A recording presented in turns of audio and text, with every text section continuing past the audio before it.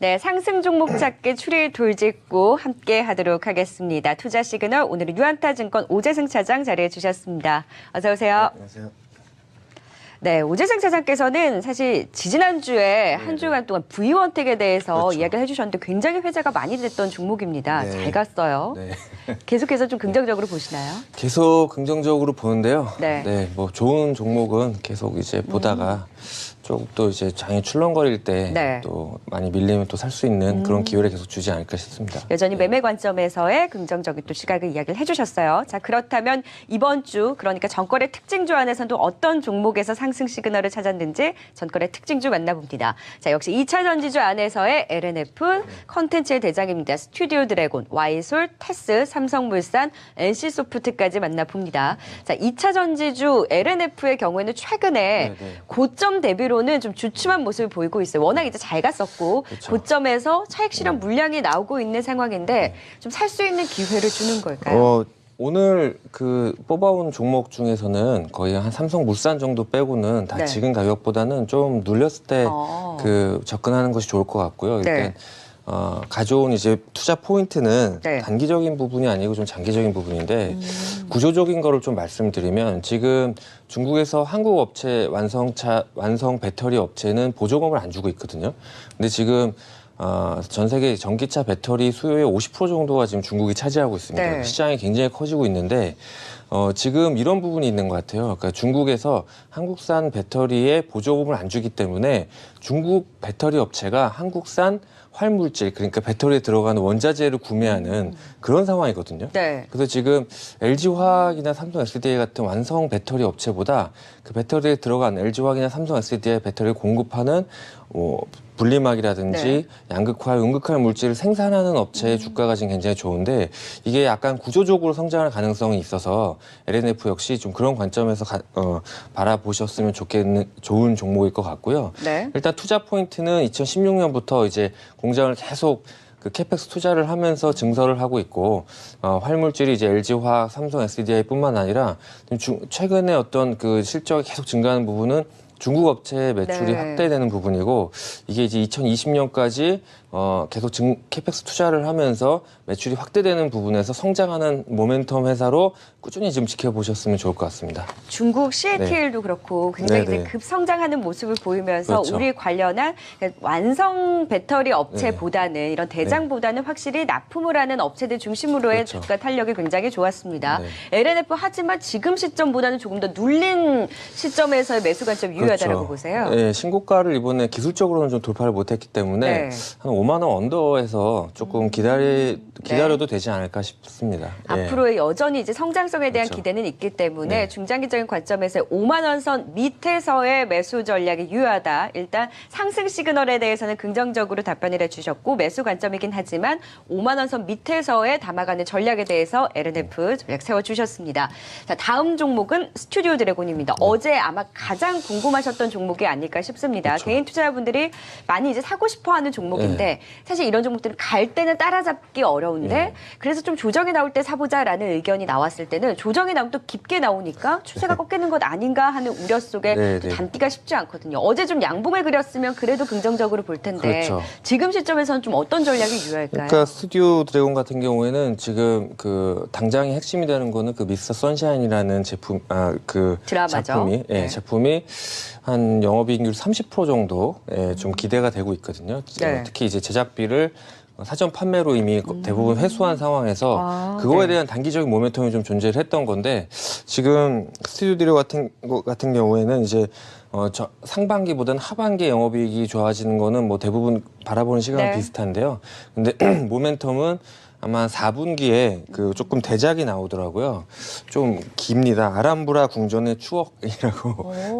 누가 나오는 건가요? 현빈으로 알고 있거든요. 그래서 이런 그 뭐 스튜디오 드래곤도 그렇고 NEW도 그렇고 이런 엔터 쪽의 어떤 특징을 보면 뭐 SM이나 YG 엔터테인먼트나 대부분 비슷한 부분이 뭐냐면 신인 걸그룹이 뭐 굉장히 차트에서 상위에 있거나 새로운 작품이 되게 잘 됐다 그러면 거기서 단기적인 조금 고점을 형성하는 부분이 있고 거기서 네. 이제 바로 신고가가 나오지 못하면 일부 차익 실현이 나오는 흐름이 있거든요. 네. 그리고 이제 바닥 조정을 거치다가 다시 새로운 신작이 나올 때 올라간 부분이 있기 때문에 제가 볼 땐 스튜디오 드래곤은 한 그 모아가는 전략, 특히 이제 여름 이번에 어떤 그 미스터 선샤인이 이미 나왔기 때문에 너무 급하게 생각하지 않으셔도 될 것 같습니다. 네. 예. 스튜디오 드래곤은 사실 오르는 거 보면은 급해지거든요, 마음이. 그렇죠. 그럼 이렇게 지금 조정이 나왔을 때 바로 조정이 나왔네 하고 매수에 네네. 들어가기보다는 조금 더 긴 호흡을 가지고 지켜보자라는 거죠. 한 10만 원 이하에서도 이 종목 역시 LNF처럼 LNF 5만 원 이하에서처럼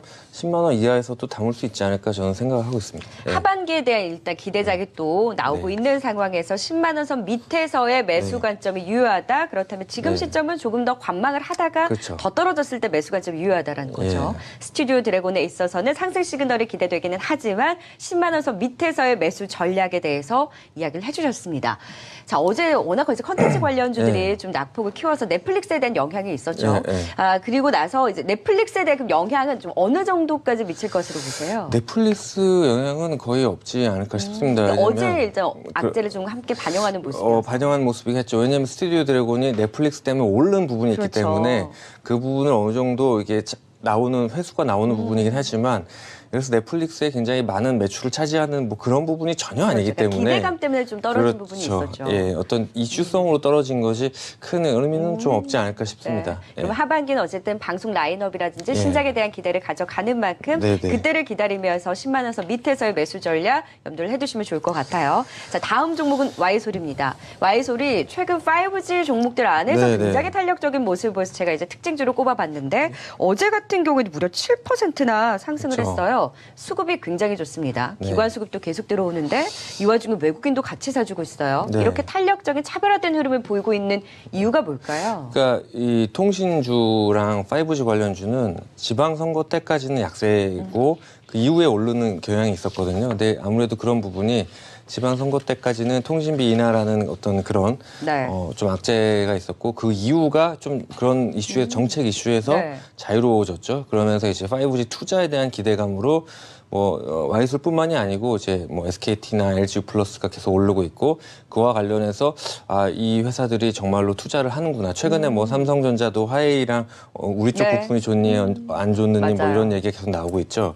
와이솔 같은 경우에는 소필터라고 이 회사가 사용하는 필터가 사실은 뭐 통신 그 5G에 들어가는 것보다는 이제 그 핸드폰에 들어가는 건데 이게 이제 5G가 나오면 이 필터의 사용량이 좀 증가한다 그래요. 그래서 처음에는 최근에 굉장히 조정을 받았던 부분은 모바일 판매, 그러니까 스마트폰 판매량이 줄어서 매출이 줄겠다 이런 부분이었는데 네. 스마트폰 판매량이 줄더라도 필터의 수가 그러니까 들어가면 더 많이 들어가면 매출이 오르겠다 이런 기대감이 올라가는 거거든요. 그러니까 네. 듀얼 카메라처럼 갑자기 카메라가 2개가 들어가면 카메라 부품주가 스마트폰 판매량이 안 늘어도 매출이 증가하는 부분으로 올라가는 거랑 좀 비슷한 개념으로 보셔야 될 것 같습니다. 네. 그러니까 수요가 증가가 되면서 그렇죠. 이에 따른 매출 성장에 대한 예. 기대가 반영이 되면서 좀 더 탄력적인 흐름을 보이고 있다라고 진단해 주셨는데 네. 그러면 역시 Y솔 좀 눌렸을 때 관심 가져보는 게 좋을까요? 근데 이런 종목은 오늘 말씀드렸던 LNF나 뭐 스튜디오 드래곤도 좀 비슷한 부분이지만 이게 단기적으로는 모멘텀이 아니고 적어도 한 2, 3년 네. 가는 모멘텀으로 보이거든요. 네. 네, 그래서 이런 것들은 급할 게 없네요. 급할 게 없을 것 네. 같고 계속 이제 뭐 중장기적으로 가는 거는 뭐 대략적인 20일 이동 평균선 정도 기준으로 해서 네. 뭐 급등했다 눌렸다가 이걸 반복을 할 것 같습니다. 그래서 이런 종목들도 핵심 포인트를 보면서 뭐 실적을 체크하시면서 실적 대비 좀 낙폭 과대일 때 시장의 급변한 하락 추세에서 저가 매수가 할 수 있는 종목으로 좀 표시를 해두시면 좋을 것 같습니다. 네, 그러니까 지금 쫓아가는 네. 것보다는 조금 더 조정이 나왔을 때 한 가격대로는 어느 정도가 적당할까요? 잡을 수 있을까요? 그 시가총액이 LNF나 뭐 스튜디오 드래곤보다는 네. 좀 가벼운 종목에 가깝기 때문에 좀 더 조정도 그럼 깊을 수가 있겠네요. 그렇죠. 그 조정하지 않으면은 볼 필요가 없을 것 같습니다. 예. 네. 무조건 큰 폭의 하락에 바닥에 나왔을 때 들어가는 것이 좋다. 네, 네. 굳이 지금 시점에서는 쫓아가지는 말자라는 이야기를 네. 해주셨어요.